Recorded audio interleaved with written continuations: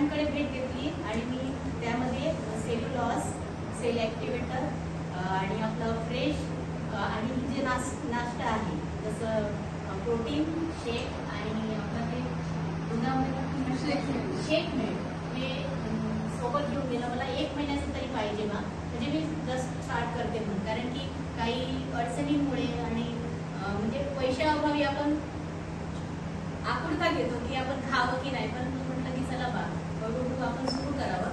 आणि जस्ट आता मी वेट म्हणजे काल मोजले सकाळी, तर माझं एक्सचं स्पाईन 500 काही दाखवत आहे. तर मी यांना फोन करेन म्हटलं, पण वेळ नाही मिळाला. पण आज त्यांचा मेसेज बघितला तर मी साहेबांचा दौरा असल्यामुळे येऊ शकत नाही असं झालं. पण त्यांनी म्हटल्याबरोबर म्हटलं सुरू आहे तुम्ही या. तर मी म्हटलं चला, एखाद्याने एवढं चांगलं आपली काळजी कोणीतरी घेत आहे, पण आपण त्यांच्यासाठी पण वेळ दिला पाहिजे.